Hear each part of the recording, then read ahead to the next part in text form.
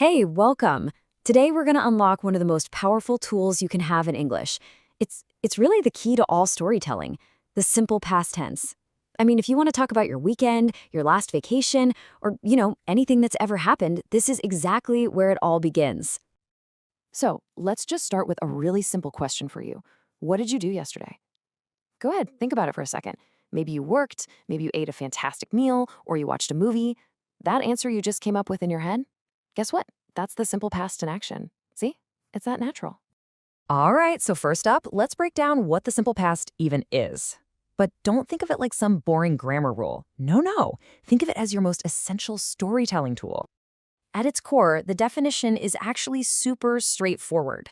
We use this tense for any action that both started and finished in the past. It's over. It's complete. It's done. The event is not happening anymore, right? And this is exactly why it's so important. This isn't just about passing some test. This is the tense we use to talk about historical events, to share what we did last weekend with a friend, or to tell a bedtime story.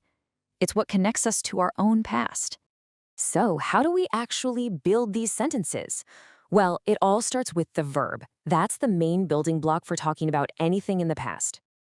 In the past tense, verbs fall into two main groups. You've got your regular verbs and your irregular verbs. Now, the good news is the regular ones are incredibly easy because they all follow one simple rule. The irregular ones, well, they like to be special. But don't worry, we'll get to them. The rule for regular verbs is so simple. For most verbs in English, you just add ed to the end. That's it. Walk becomes walked. Play becomes played. Visit becomes visited. It's wonderfully predictable. And then we have the rebels, the irregular verbs. These guys don't follow that nice ed rule. Their forms change completely, and yeah, you pretty much just have to memorize them. But they're some of the most common words we use every single day, like go becoming went, eat becoming ate, and see becoming saw. Okay, so we've got our verbs. Now let's see how they actually fit into full sentences. We're going to use a really simple blueprint for this.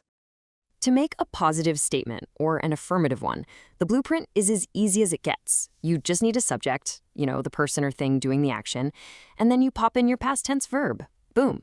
She visited Paris last year. Simple, clear, and totally complete. Now, for negative sentences, the blueprint changes a little bit, and this is a really important point.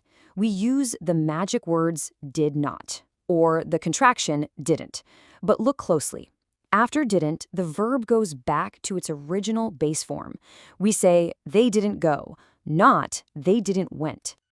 And you know what? The same logic applies to questions. We kick off the sentence with did, then the subject, and once again, we use the base form of the verb.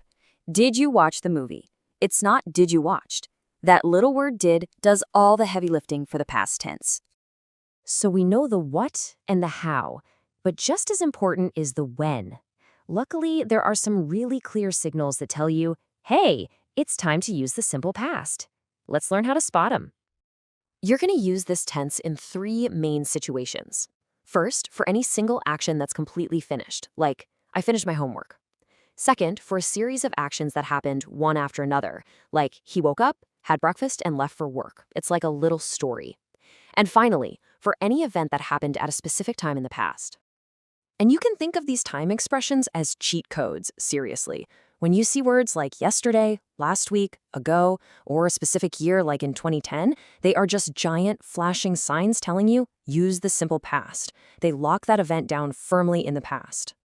All right, we've covered a lot, but if you only remember one thing from all of this, let it be what's on this next slide. This right here is the golden rule that's going to guide you every single time. And here it is. If an action is finished, and it has a specific past time, you always use the simple past tense. And even a vague time like yesterday totally counts. This one rule will get you the right answer pretty much every single time. And that's it. You now have the fundamental key to talking about the past in English. It's your ticket to sharing memories, understanding history, and really connecting with people through your own experiences. So the only question left is, what stories will you tell?